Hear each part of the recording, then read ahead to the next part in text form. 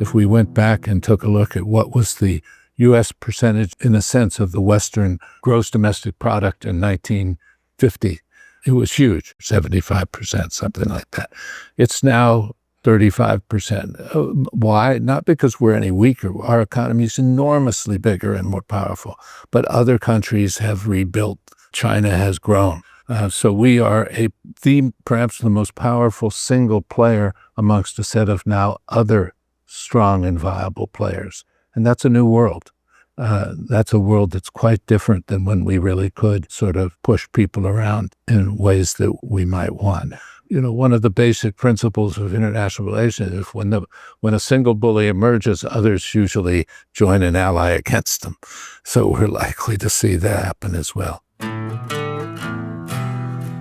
Welcome to Pacific Time, the podcast where we ask the big what-if questions about the future of the West Coast, its challenges, its opportunities, and the potential for independence.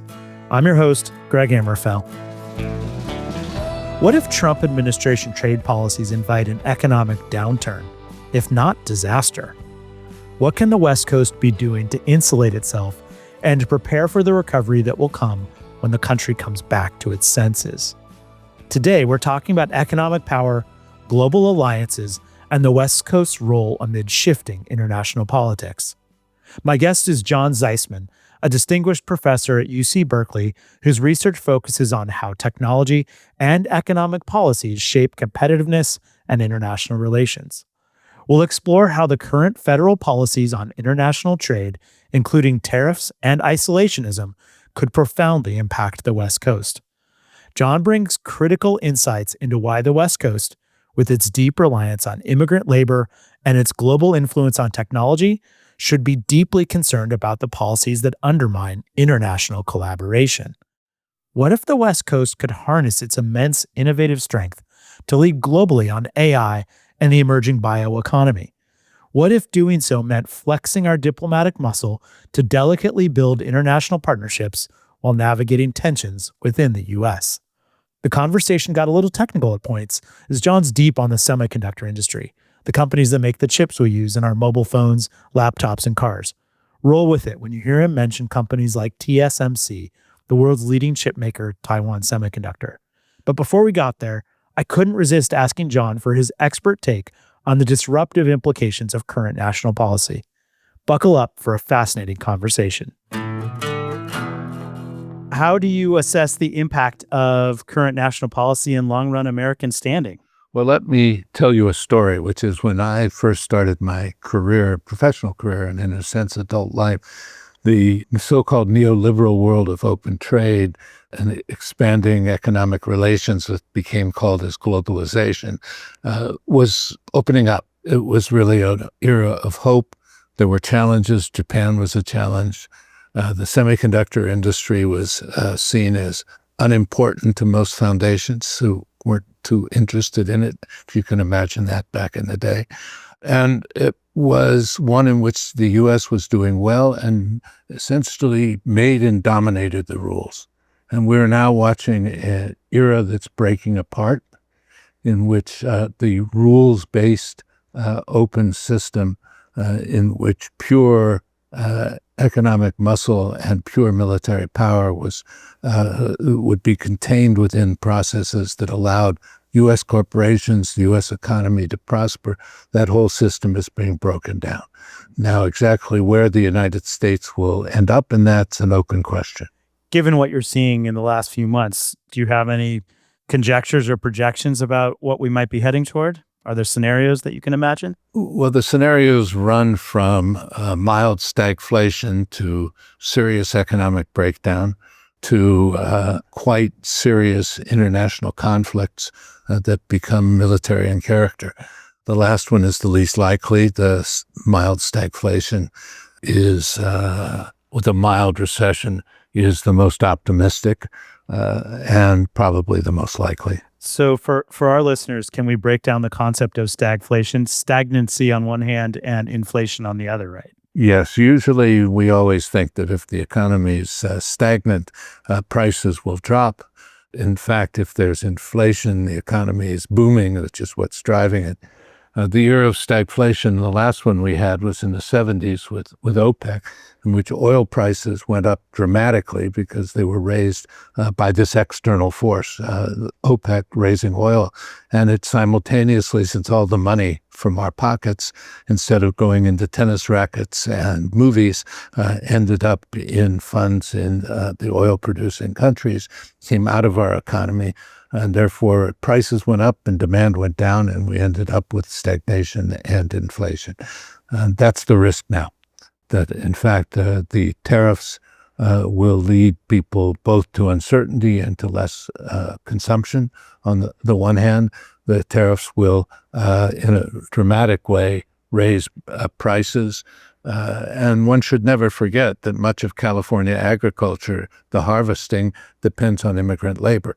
So if we push everybody out willy-nilly, should we get rid of the criminals and the like? Absolutely.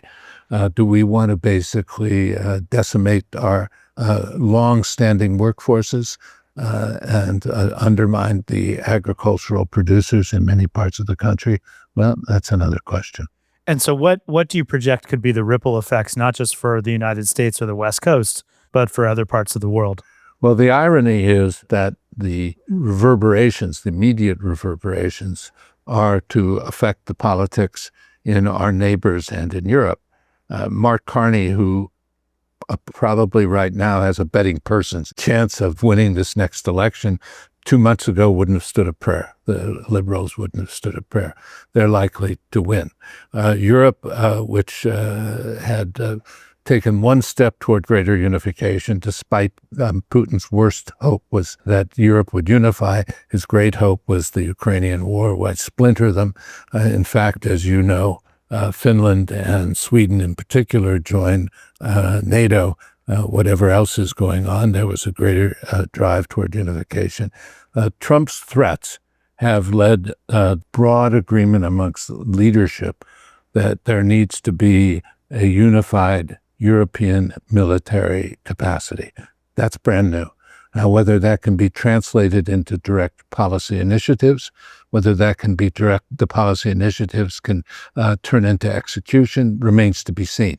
But it's a dramatic shift. In the case of the Finns, by the way, and I think it was very similar, the week before the invasion, the 25% of the population was for joining NATO. The week after the invasion, 75% was. And it was a complete shift. The same thing, I was in Brussels a couple of weeks ago while the Zelensky-Trump interchange was being trumpeted, and there was an overnight shift. I mean, amongst very serious people. It was quite interesting. I'd been in Europe and in Brussels the month before, and I hadn't heard quite the same thing. Then boom, there it was. So I think we are organizing and orchestrating our allies to become our adversaries. If the Vance and company people in their interchange saw Europe as pathetic, Europe sees the U.S. as an adversary, not an ally. That ain't good. Let's just put it that way. That's not good for anybody. Go even further. What are the ripple effects? Who ends up being the winners? Who ends up being the losers in a shuffled world order?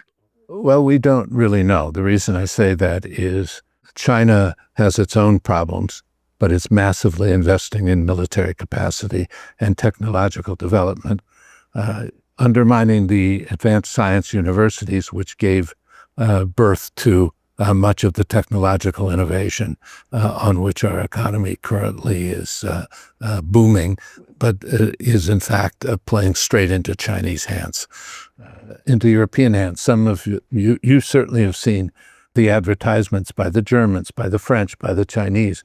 If you're displeased with what's going on in your U.S. university, why don't you come join us?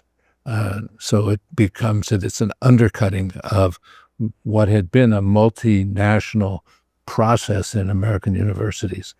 We held a panel the other day for a program that's being launched at Berkeley, in which I was chairing this panel, and it struck me that from one end to the other of this panel, there were two things. One is the panel represented fundamental innovation in the semiconductor industry, from design through fabrication, because both cadence synopsis and design and TSMC in fabrication were not only present, but the founders were. I mean, amongst the senior leadership. And on the panel, there was one Berkeley Italian, one Berkeley Greek, and one Stanford gentleman from China.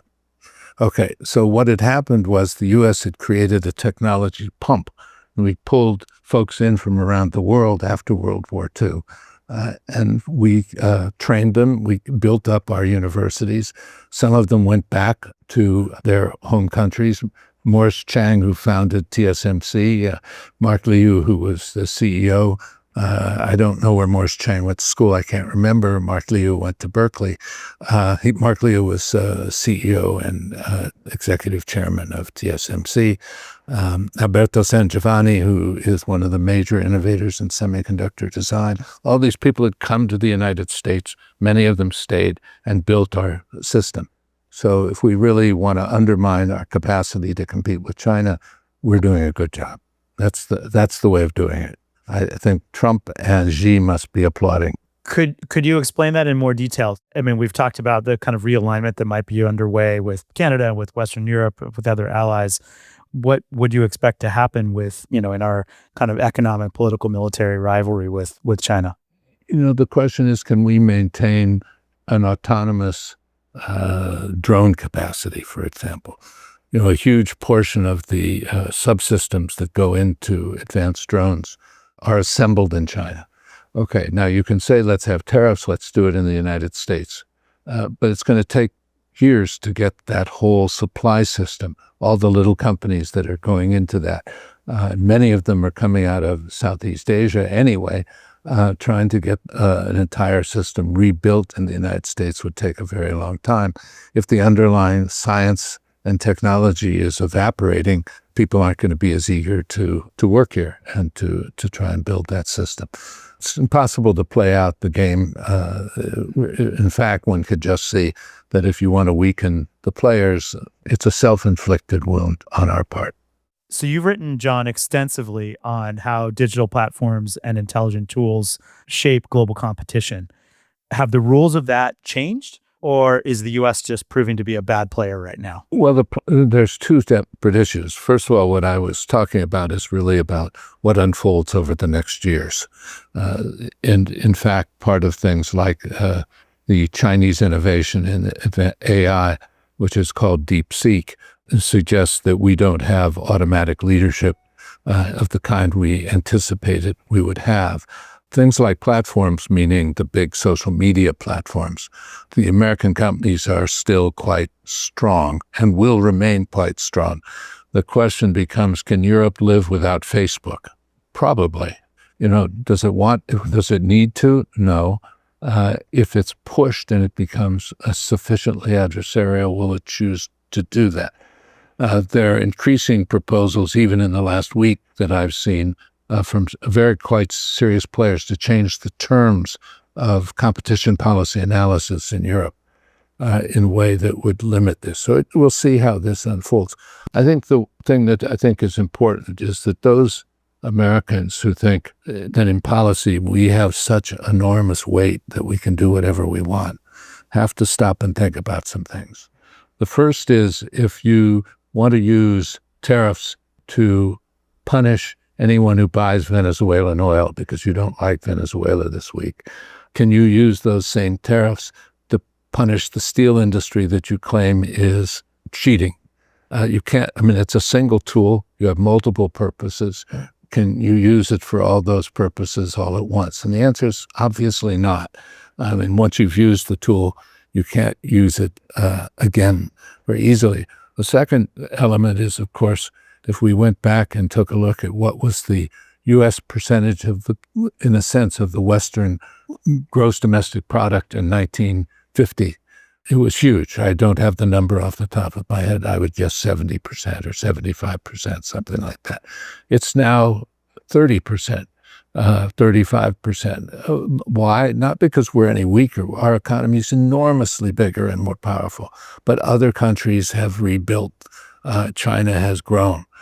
So we are perhaps the most powerful single player amongst a set of now other strong and viable players. And that's a new world.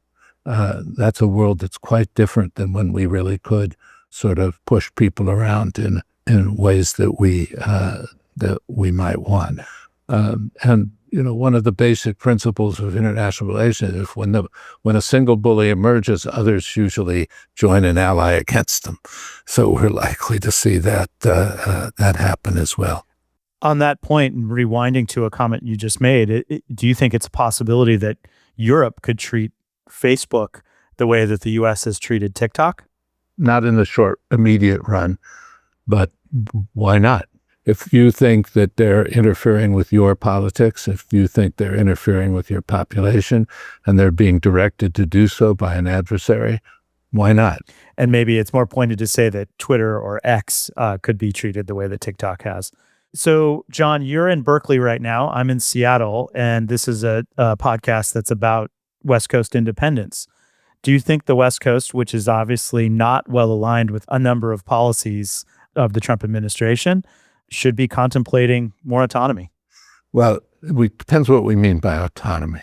California independence is not going to happen, not in any, or even with Washington joining in. Trying to separate from the rest of the country just isn't plausible in any kind of way. Therefore, the question becomes, is it possible to build alliances up and down the coast over issues that we consider important and in which we feel, without automatically triggering federal efforts to block it? That would be the first level of things. Do the states together decide that we should fund charger systems for electric vehicles across the states and become the leader? By the way, just a comment on electric vehicles.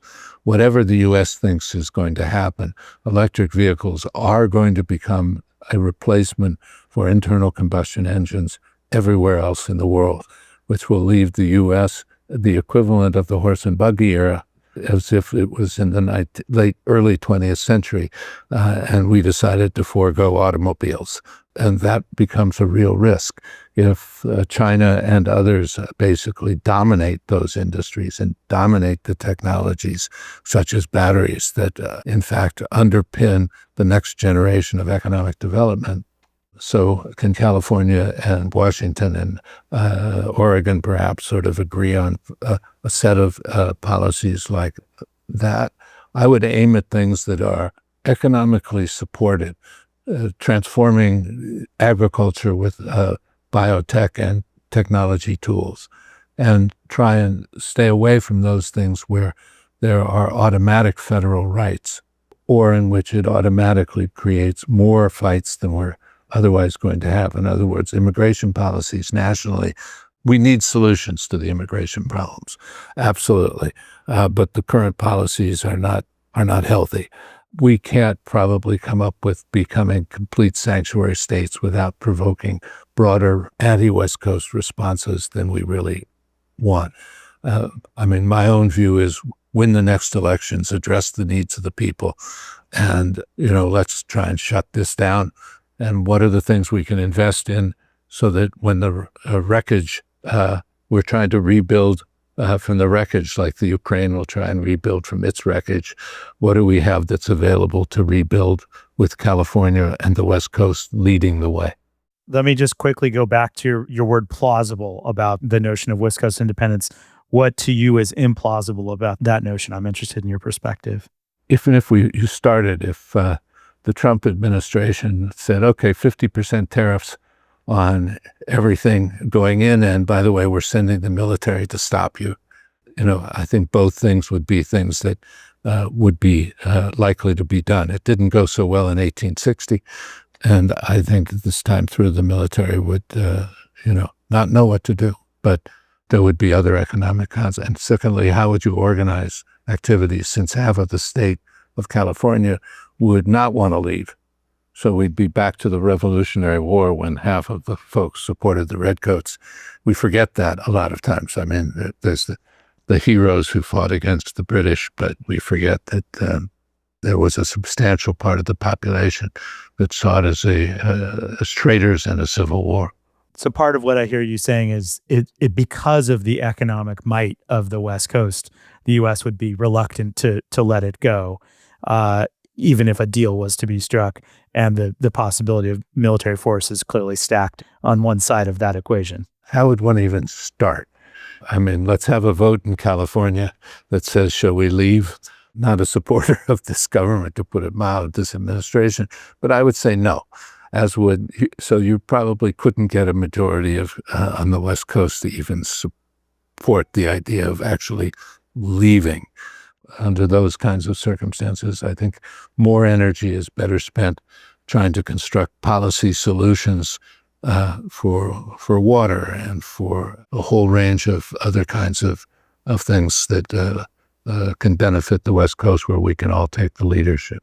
So you very eloquently pointed to collaborating where it makes sense to collaborate around water, around electric vehicles and other things.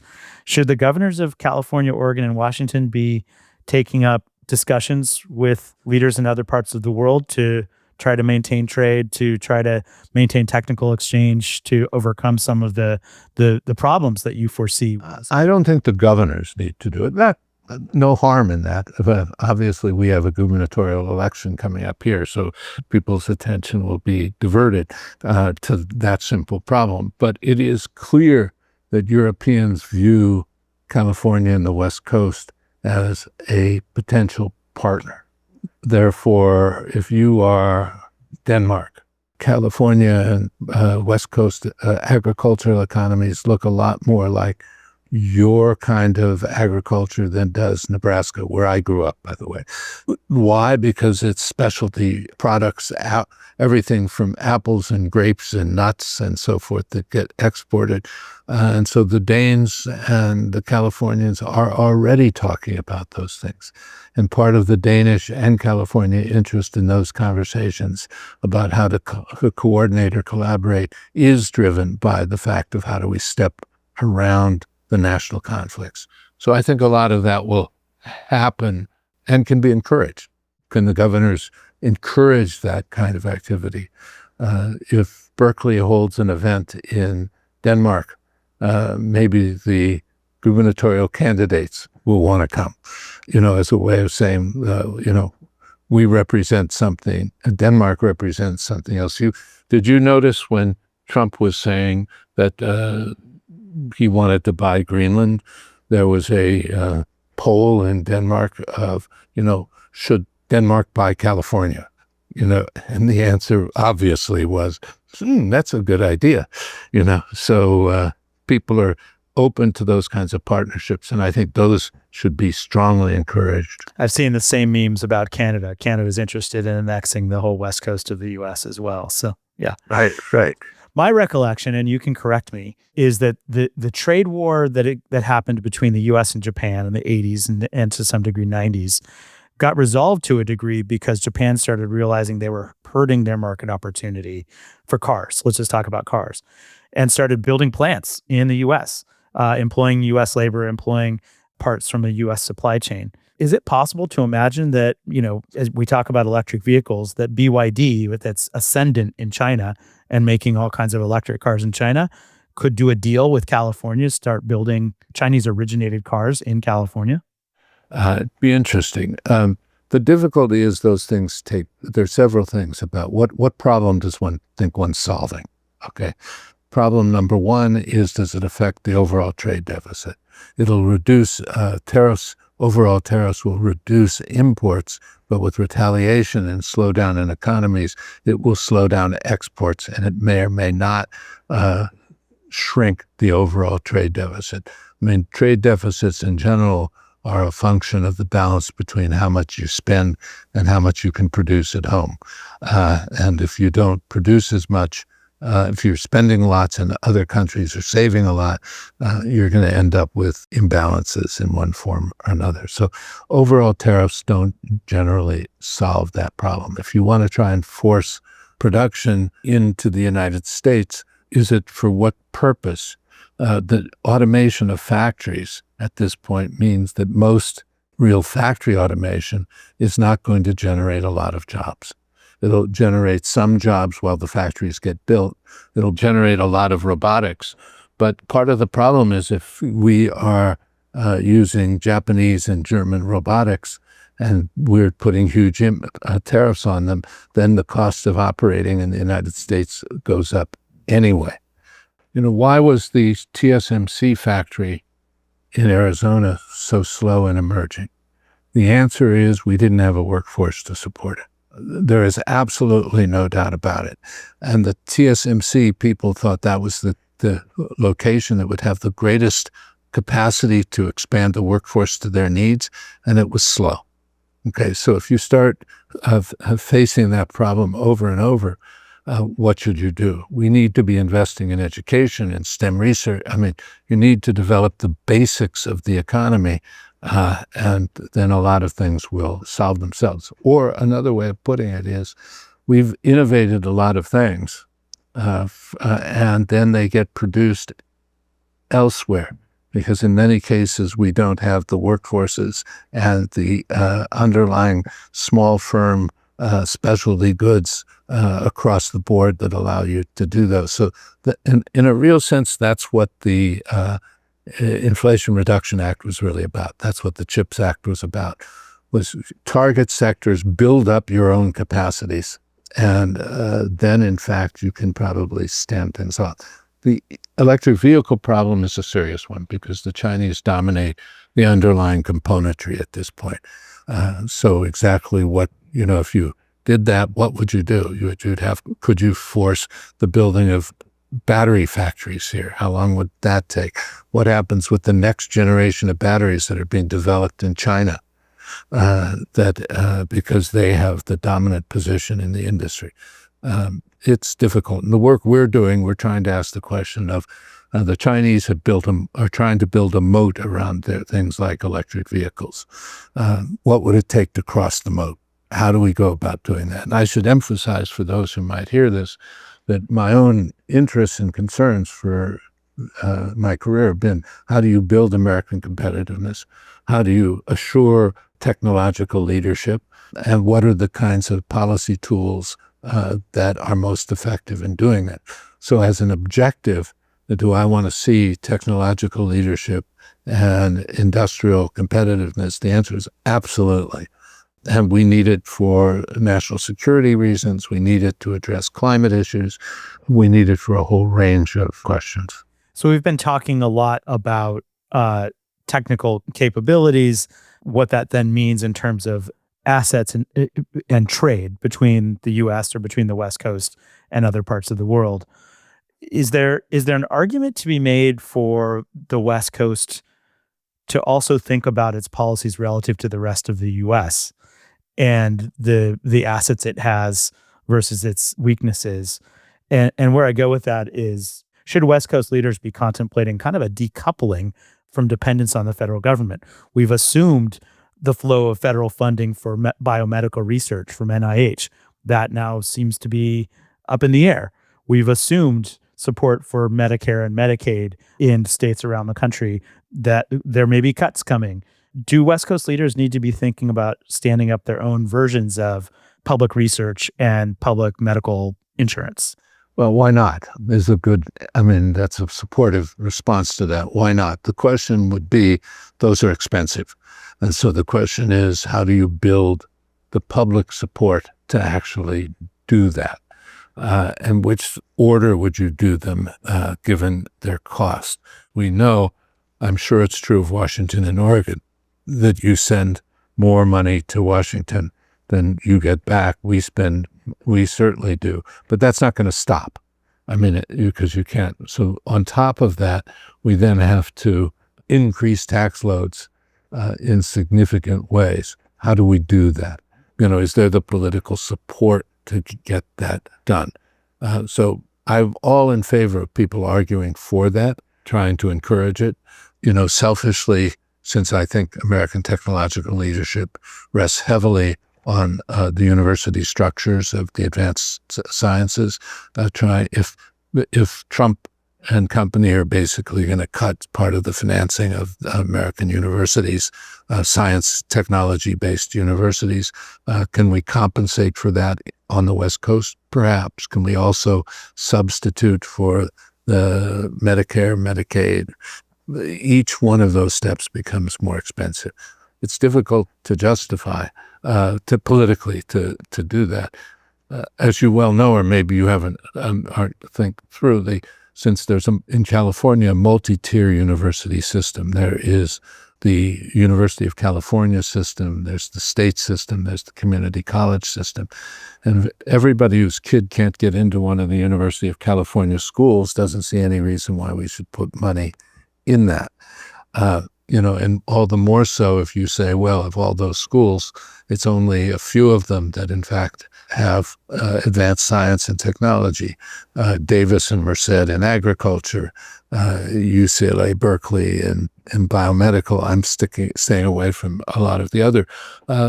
It's politically hard to make that case.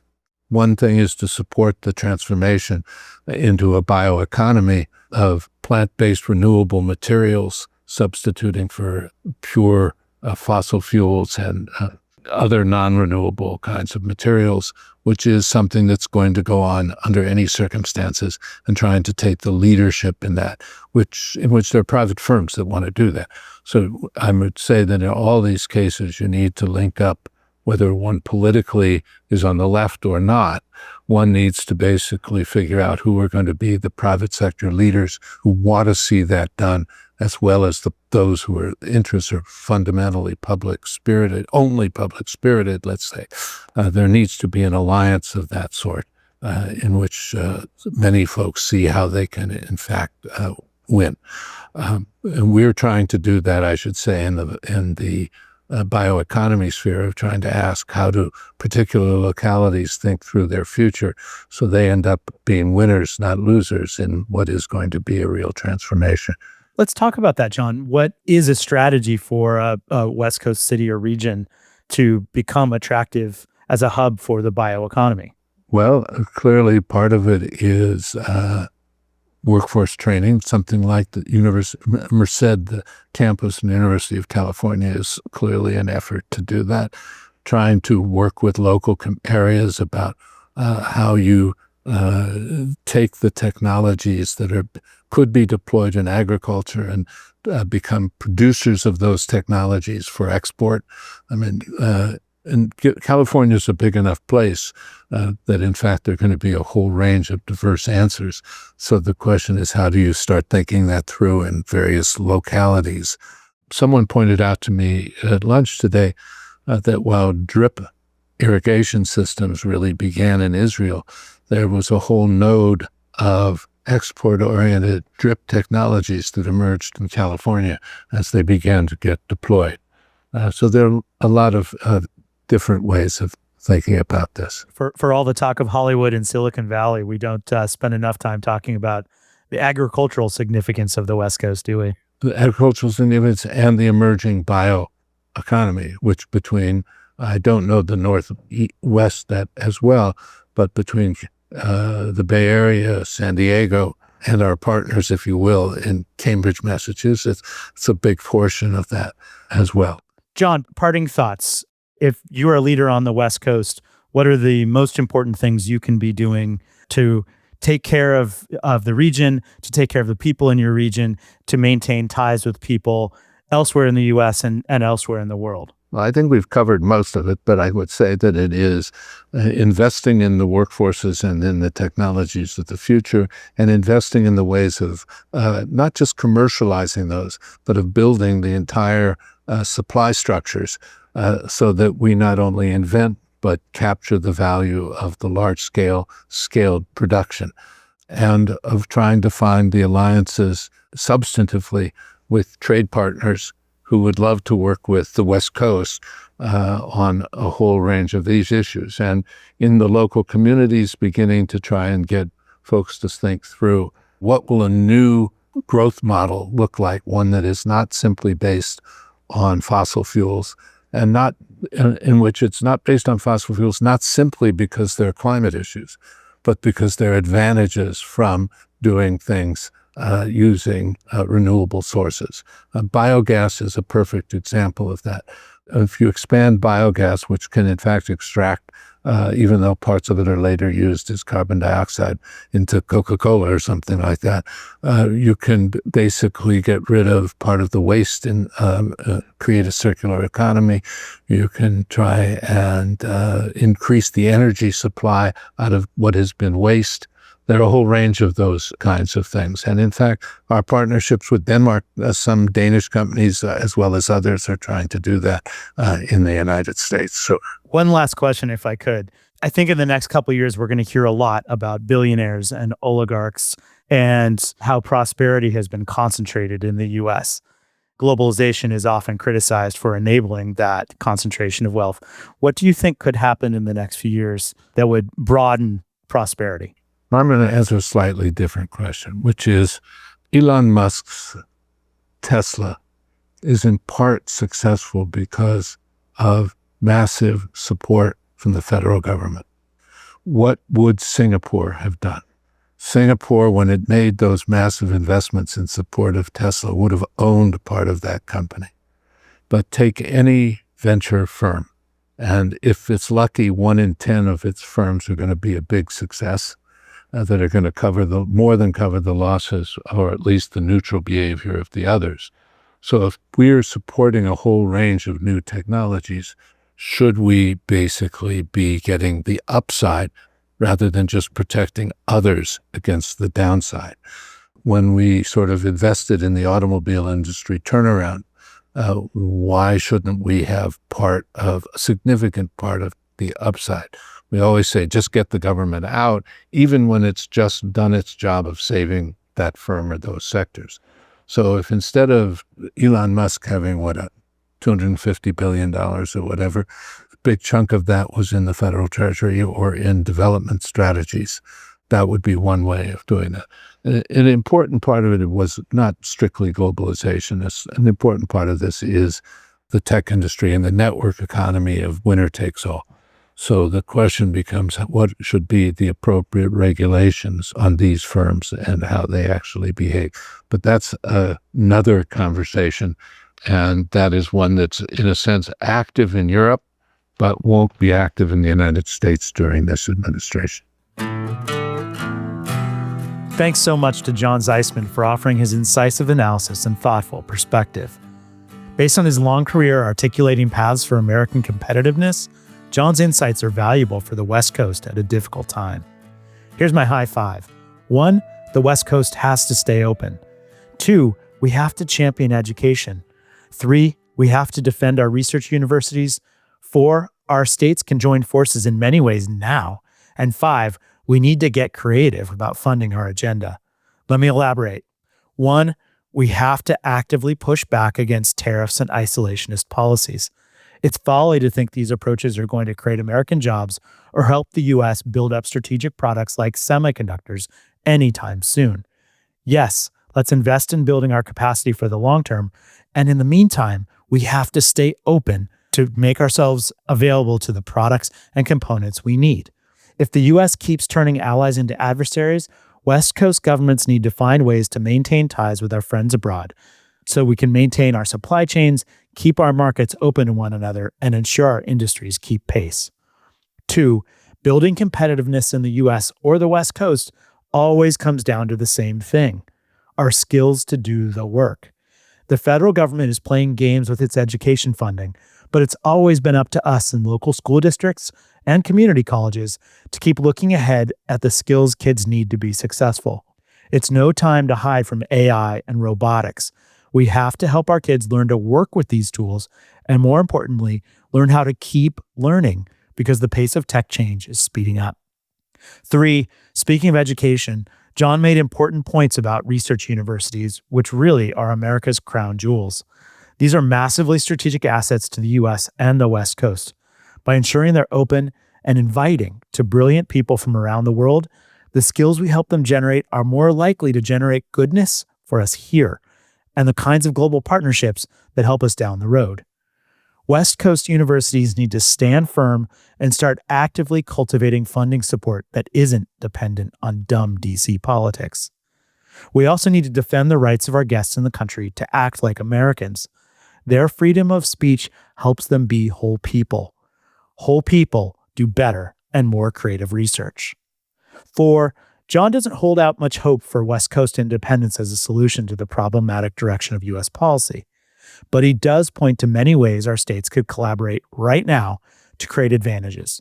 We can work on EV charging stations, water, green power, and the bioeconomy. None of these are going to face federal pushback. 5. Funding a West Coast agenda is going to take taxes, and the politics of raising taxes are never easy. So maybe we need to take a page out of the venture capital book. Seems to have worked pretty well for Silicon Valley, right? What if, as John suggests, state governments and pension funds become investors in the innovations we support with public money? No new taxes required. If you're intrigued by what we've talked about today, make sure to follow Pacific Time on Spotify, Apple Podcasts, or wherever you listen. Episodes come out early Wednesdays and go well with coffee. When you finish that cup, please pass Pacific Time on to your friends, family, and neighbors. Let's build our concerned and curious West Coast community together. This is Greg Amrofell. Thank you for being with me in Pacific Time, and keep asking what if about the future of the West Coast.